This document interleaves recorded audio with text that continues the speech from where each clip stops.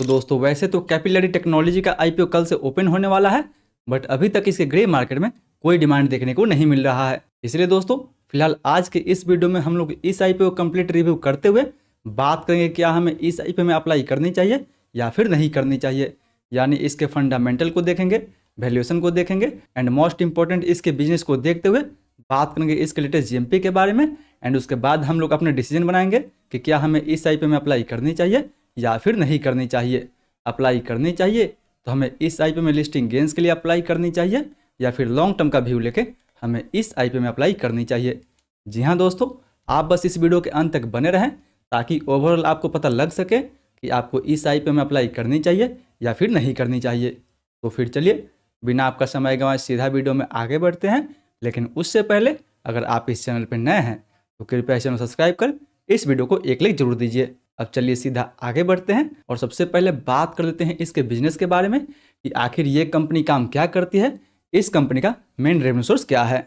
तो दोस्तों अगर बात करें इस कंपनी के बारे में तो ये कंपनी एक सास कंपनी है जो अपना सर्विस दूसरे कंपनी को सब्सक्रिप्शन बेस्ड पे देती है। जी हाँ दोस्तों, सास का मतलब ही हो गया सॉफ्टवेयर एज ए सर्विस, यानी ये कंपनी अपना सर्विस सॉफ्टवेयर के माध्यम से दूसरे कंपनियों को प्रोवाइड करती है। इस कंपनी का मेन काम ये है कि कैसे एक कंपनी अपने कस्टमर्स को अच्छे से समझ सके एंड उसे अपने तरफ लॉयल बना सके। मतलब बार बार कंपनी कस्टमर्स को कैसे बुला सके, उनमें ये कंपनी बड़े कंपनियों की हेल्प करती है। जैसे सपोज कीजिए कि ये कंपनी डोमिनोज पिज्ज़ा के लिए काम करती है एंड हर बार अगर आप डोमिनोज पिज्ज़ा को ऑर्डर करते हैं तो उसमें आपको कुछ रिवार्ड मिलता है जिस पे नेक्स्ट ऑर्डर पे आपको कुछ डिस्काउंट दिया जाता है। यही काम ये company loyalty program, Capillary's insights, Capillary rewards, Capillary engage या फिर कैपिलरी सीडीपी के मदद से करती है। बात करें दोस्तों कंपनी के रेवेन्यू मॉडल के बारे में तो ये कंपनी अभी तक फिलहाल 400 से ज़्यादा बिजनेस को सपोर्ट करती है, जिसमें से आपको बड़े नाम जैसे पिज्जा हट, डोमिनोज, बाटा इंडिया, टाटा या फिर केएफसी जैसे बड़े नाम देखने को मिल जाएगा। बात करें दोस्तों कंपनी के मेन रेवेन्यू सोर्स के बारे में तो 90% जो कंपनी का रेवेन्यू आता है वो इसके लॉयल्टी प्रोग्राम से आता है, जिसमें ये कंपनी बड़े कंपनी के कस्टमर्स के लिए कुछ लॉयल्टी प्रोग्राम डिजाइन करती है जिसके वजह से रेगुलर कस्टमर्स उनके साइट पे बने रहते हैं। वहीं जियोग्राफिकल रेवेन्यू के बारे में बात करें तो दोस्तों इस कंपनी का 57% के आसपास का जो रेवेन्यू है वो आपको नॉर्थ अमेरिका से देखने को मिल जाता है। बाकी बचा 19% रेवेन्यू यूरोप, मिडिल ईस्ट या फिर अफ्रीका से आपको देखने को मिल जाता है, जबकि केवल 24% का रेवेन्यू आपको एशिया एंड पैसिफिक रीजन से देखने को मिल जाता है।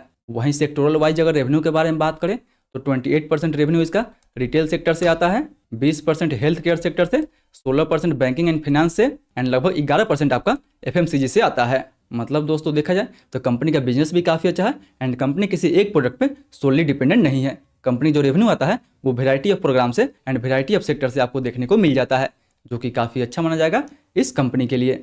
बट बिजनेस के तुलना में अगर बात करें कंपनी के फंडामेंटल के बारे में तो नो डाउट दोस्तों कंपनी का फंडामेंटल तो आपको ईयर ऑन ईयर बेसिस पे काफ़ी अच्छा देखने को मिल जाएगा। बात करें तो ईयर ऑन ईयर बेसिस पे आपको कंपनी के रेवेन्यू में एंड इवन कंपनी के प्रॉफिट में आपको ठीक ठाक ग्रोथ देखने को मिल जाएगा।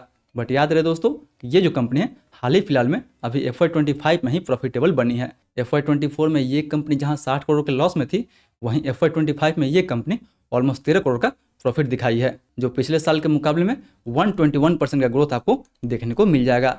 जबकि अगर बात करें इसके रेवेन्यू के बारे में तो रेवेन्यू में केवल इसके लगभग 14% के आसपास का ग्रोथ देखने को मिला हुआ है। बट वहीं दोस्तों FY26 के सेकंड क्वार्टर तक देखा जाए तो सेकंड क्वार्टर तक ये जो कंपनी है ऑलमोस्ट 1 करोड़ के आसपास का प्रॉफिट जनरेट कर पाई है, जो दिखाता है कि आगे इसका प्रॉफिटेबिलिटी और कम हो सकती है। इसलिए फिलहाल हमें अभी इसके फंडामेंटल पे पूरा विश्वास नहीं करनी चाहिए। अभी ये कंपनी प्रॉफिटेबल हुई है, मे भी आगे चल के ये कंपनी फिर से एक लॉस मेकिंग कंपनी बन जाए। इसलिए फिलहाल हमें इसके 1 साल के प्रॉफिट पे तो बिल्कुल भरोसा नहीं करनी चाहिए।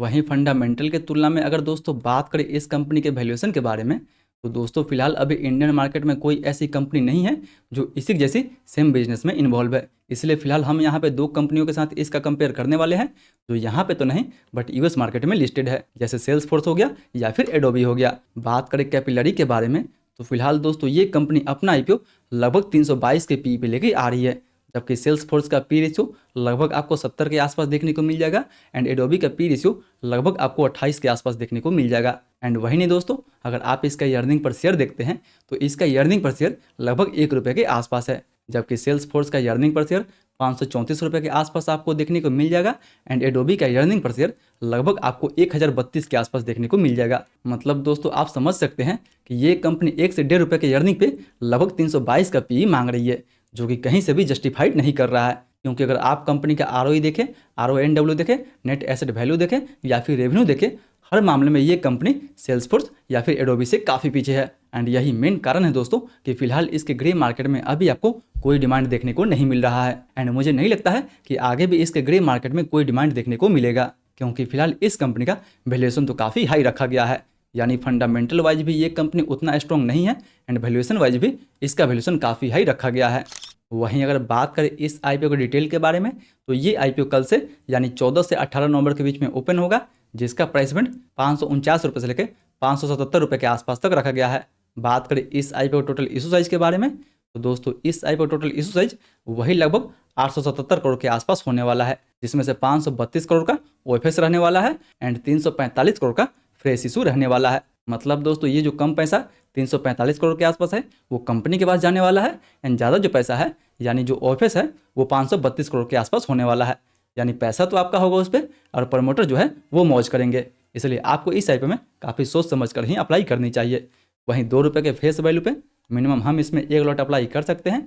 1 लॉट में हमें 25 शेयर मिलेगा, जिसके लिए हमें ₹14,425 तक इन्वेस्ट करना होगा। वहीं बात करें दोस्तों इस आईपीओ में कोटा के बारे में, तो फिलहाल ये कंपनी अभी भी प्रॉफिटेबल हुई है, इसलिए इस आईपीओ में रिटेल के लिए केवल 10% के आसपास ही कोटा दिया गया है। जी हाँ दोस्तों, आईपीओ का टोटल इशू साइज 877 करोड़ के आसपास होने वाला है, जिसमें से केवल 87 करोड़ के आसपास का जो फंड होगा वही रिटेल के लिए रिजर्व रखा जाएगा, जो देखा जाए तो काफ़ी अच्छा माना जाएगा इवन रिटेल के लिए। तो फाइनली दोस्तों इन सारे फैक्टर को देखते हुए बात करें कि क्या हमें इस आईपीओ में अप्लाई करनी चाहिए या फिर नहीं करनी चाहिए। अप्लाई करनी चाहिए तो लिस्टिंग गेंस के हिसाब से अप्लाई करनी चाहिए या फिर लॉन्ग टर्म का व्यू लेके हमें इस आईपीओ में अप्लाई करनी चाहिए। तो दोस्तों अगर सबसे पहले बात करें लिस्टिंग गेंस के बारे में, तो फिलहाल इसके ग्रे मार्केट में कोई डिमांड नहीं चल रहा है।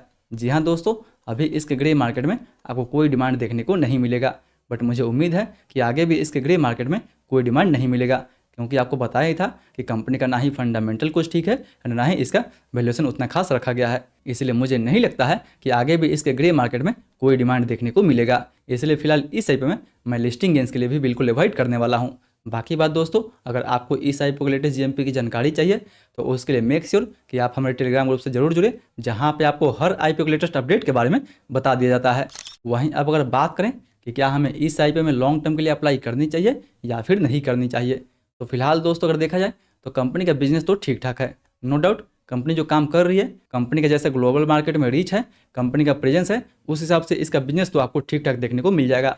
बट बात दोस्तों कर ले इसके फंडामेंटल प्लस वैल्यूएशन के बारे में, तो वैल्यूएशन भी काफ़ी हाई है एंड फंडामेंटल पे तो हमें बिल्कुल भरोसा नहीं करनी चाहिए। मे भी कंपनी अभी प्रॉफिटेबल है आईपीओ की वजह से, मे भी आगे चलकर ये कंपनी एक लॉस मेकिंग कंपनी भी बन सकती है। इसलिए फिलहाल अभी हमें इस आईपीओ को तो बिल्कुल अवॉइड करनी चाहिए। इसलिए मैं इस आईपीओ में ना ही लिस्टिंग गेंस के लिए अप्लाई करने वाला हूँ एंड ना ही लॉन्ग टर्म के लिए अप्लाई करने वाला हूँ। बाकी आपका क्या ओपिनियन है? आप इस आईपीओ में लिस्टिंग गेंस के लिए अप्लाई करने वाले हैं, लॉन्ग टर्म के लिए अप्लाई करने वाले हैं या फिर शॉर्ट टर्म के लिए अप्लाई करने वाले हैं? वो भी हमें नीचे कमेंट करके जरूर बताएं। एंड हाँ दोस्तों, अभी बहुत सारा मेन बोर्ड आईपीओ ओपन हुआ है, अभी तक उन सभी आईपीओ का रिव्यू आप नहीं देखे हैं तो इन सब वीडियो पर क्लिक करके उन सभी आईपीओ का फुल रिव्यू देख सकते हैं।